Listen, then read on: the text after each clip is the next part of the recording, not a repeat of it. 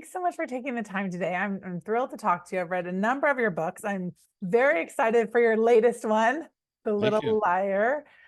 So talk to me, what prompted you to write about truth? Well, I'm a little different than some other writers in that I try to pick a theme that I'm going to write about before I decide on a plot. So, like the five people you meet in heaven, I wanted to write about people who felt that they didn't matter. And for one more day, I wanted to write about, what people would do if they were given an extra day with someone who they lost. And then I sort of construct the story. So I've always been interested in truth and lying and the consequences of when we lie.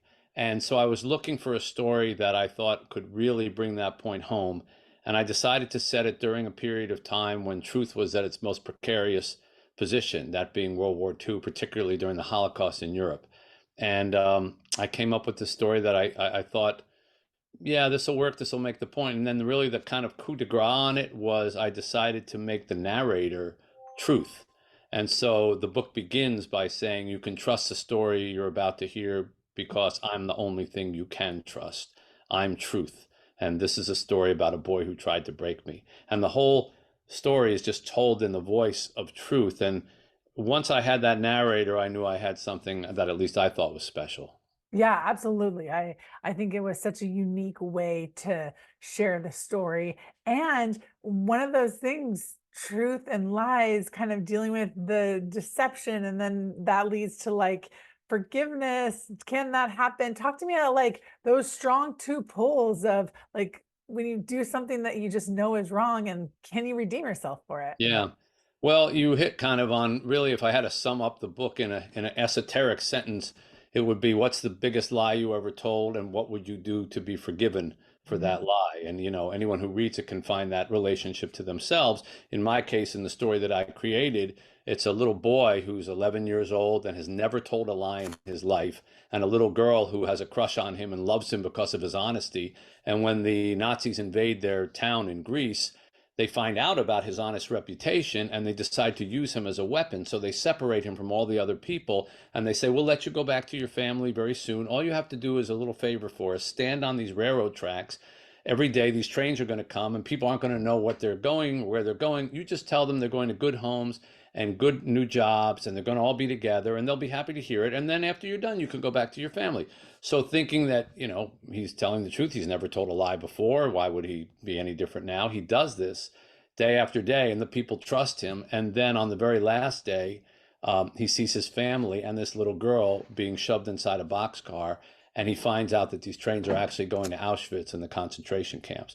And the book follows what happens to him from that moment for the next 40 years as the ramifications of that single lie, that one lie that he was tricked into saying on him, on the girl who loves him, on his family, and on the Nazi who tricked him, all throughout the next 40 years as he seeks to be forgiven. And the girl who loves him tries to find him again, loses track of him and he keeps changing his names and he becomes a pathological liar and he's impossible to find. But she wants to forgive him for what she knows wasn't his fault. And it's sort of this epic love story that comes together at the very end for a big kind of climactic finish.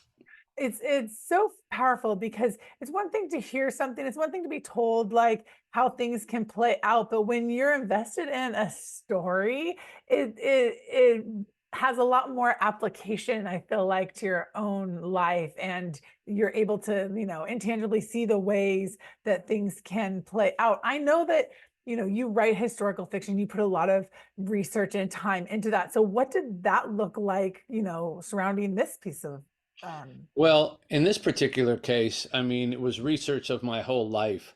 I grew up with Jewish people in my neighborhood who wore long sleeves, when even in the hot summertime. And I would ask my mother, why are they wearing long sleeves? She'd say, well, they have numbers tattooed on their arms and they don't want people to see. And I had to learn about what that was about, all the way up to the actual research for this book, which didn't just consist of going to Greece and learning about the culture and learning what happened there, which many people, by the way, don't even know that the Holocaust hit Greece, and I wanted to set it in a place that hadn't been told very often before. Most Holocaust related books are in Poland or Germany or whatever. I wanted to do something that felt totally different and surprise people. And of course, I talked to a lot of people who were survivors. Thank God there's still a few of them left. Unfortunately, there's not going to be a whole lot left for long. And that's why I think stories like The Little Liar and books like these are important, because they may go on even after the survivors aren't here to tell their story, to tell the account of what happened, but not just the horrors, because it's not a Holocaust book like, okay, let's start on the first day of the concentration camp and let's end on liberation, and in between it's just horror, horror, horror, horror. I don't know how to write a book like that. That would be a hopeless book, and I write from hope. That's a big part of it. I write about the ramifications of on what happened on the people, both before the war, during the war when they couldn't believe this stuff was happening, and after the war when they tried to put their lives back together.